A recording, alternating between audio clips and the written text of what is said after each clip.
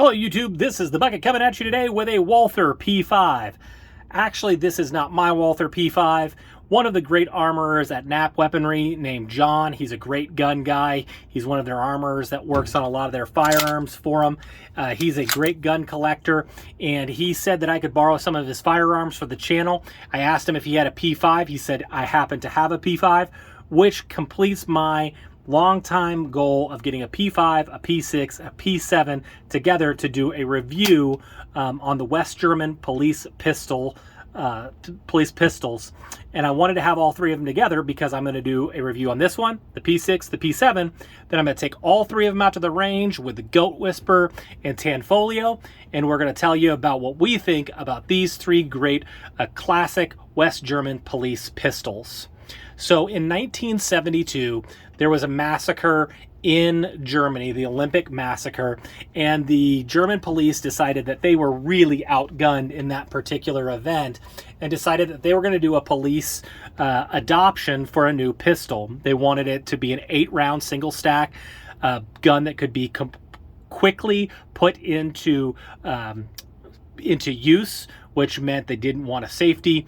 They wanted to be able to have it have a low snag potential and have it be a compact style pistol that would fire the 9mm cartridge. 4 main companies came out with guns: Mauser, Walther, Sig Sauer, and H&K. 3 of them ended up being adopted: the Walther P5, the Sig Sauer P225, which would be called the P6, and the H&K PSP, which would be called the P7. We have a P5 here today. This was the gun that was, brought forth by Walther. Walther had the P38, which had been adopted as the P1, and then they had some updates to the P1 that ended up being the P4, and so they wanted to have their gun as a German police pistol and have the financial backing that would come along with a police pistol adoption. They had the P38. It was adopted in World War II, and it worked really, really good there. It was such a good design. Like I said, it was the P1 and the P4. And so when this came out, they decided to kind of come up with a final iteration of the P38 pistol, and that's what we have here, which is the P5. This gun weighs in at 28.1 ounces. It's 7.1 inches in overall length. Its overall height is 5.1 inches. Its width is 1.26 inches, and its barrel length is 3.5 inches. It's an aluminum frame, steel slide with a falling block design, just like the P38 had been before, and actually had been taken by Beretta as the 92F, 92FS design. So what a falling block design is you have your barrel. When the bullet goes off, it reciprocates directly back, and once it hits a point, this falling block locks into the frame, and it ends up locking into place, allowing the slide to continue to reciprocate back and then pick up the new cartridge. This creates some more accuracy than you would get from a classic Browning design like you would see in the Sig Sauer P6. This is a very good design. Like I said, it was used in World War II and what ended up being adopted for the U.S. pistol trial with the Beretta 92. They had done some really good updates for this particular pistol. The original P38 had a slide safety decocker, which they wanted to change that and actually updated it and moved it down here, which will now operate as a strict decocker only. This actually also acts as the slide stop, the slide release.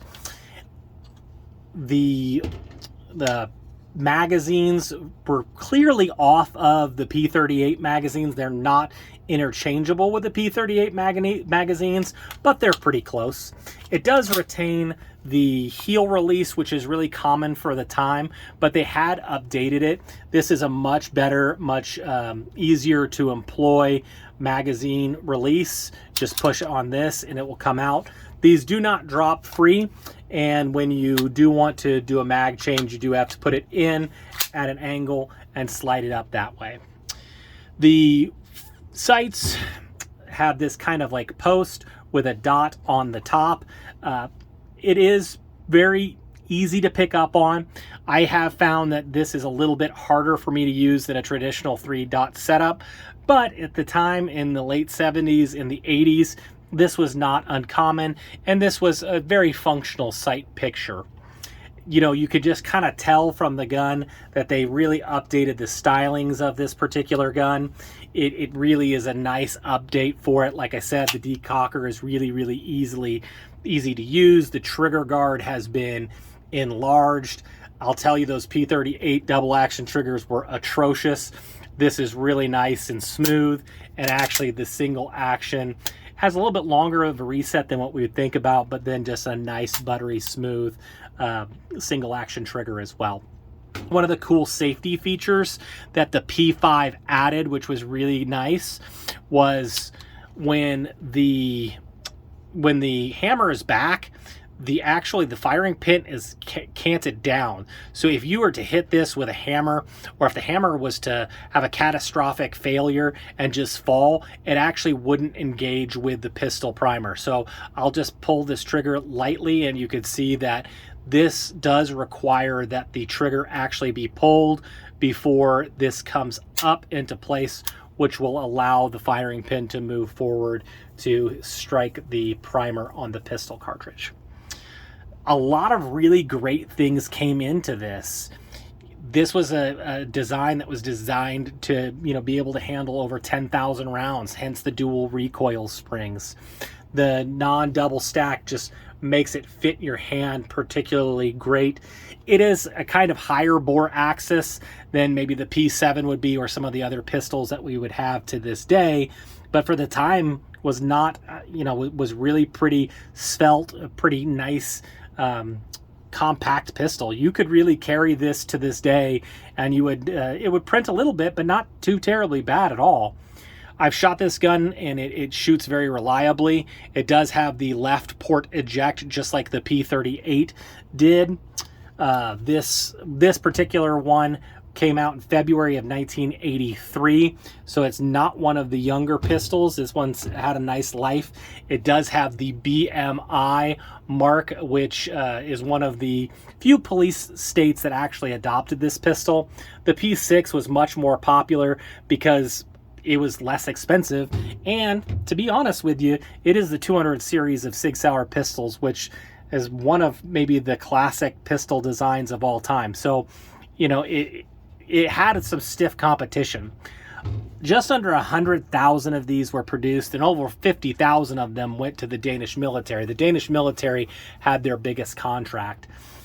So when you see these, the most affordable ones are going to be a police trade-in like these. They did have some later ones, like a compact one that was adopted by some special services, like for the British Army, I believe, and some plainclothes cops. Those actually, some of them have a traditional style mag release here at the thumb, unlike the heel one of the police pistols. This was a great design. Unfortunately, it was the end of a series of pistols.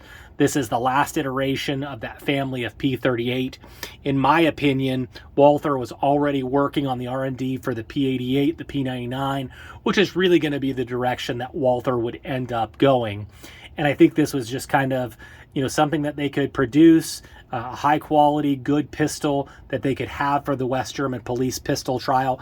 And to its credit, it got adopted, which meant they did a really good job for it. Nowadays, these are inordinately expensive. They're largely a collector's piece at this time, so for me to get an access to it is really pretty awesome.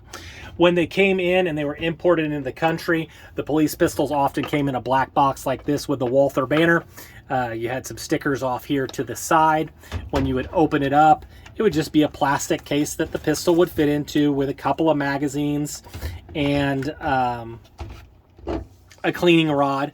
A kind of smaller manual would often come with these particular guns, but everything that you would need to have the gun safely. When John brought this to me, he was really proud of this, and I'm kind of geeking out on it as well. The person that had originally bought this gun had bought it from a local store. He bought it for $500 total. Yeah, $501.45 is what he paid. These go for anywhere from $1,000 to $2,000 now, so it's kind of crazy. And I believe on here it says that he got the pick of the collection that they had. So they had a series of these pistols, and this guy picked out the one that he liked, and this is the receipt that he had with it. This kind of paperwork, I just think, adds a lot to an already cool gun. Having the box, having the 2 magazines that come along with it is just really, really awesome. So I'm going to do the review on the P6 and the P7. If I've already done those, when you're watching this video, you will have seen some tags up at the top as we've been going along, so you could just go ahead and click on those to go to those other guns. And then we will conclude with a range report on all 3 of these guns, and we'll talk to you about what we think about it. So do hit the like button, do hit the subscribe button. The notification bells will help you know when I'm coming out with some new content. And as always, you stay classy, YouTube. Little middle baby bucket. Do you want to live in California? No! Why? Because I'm not a communist.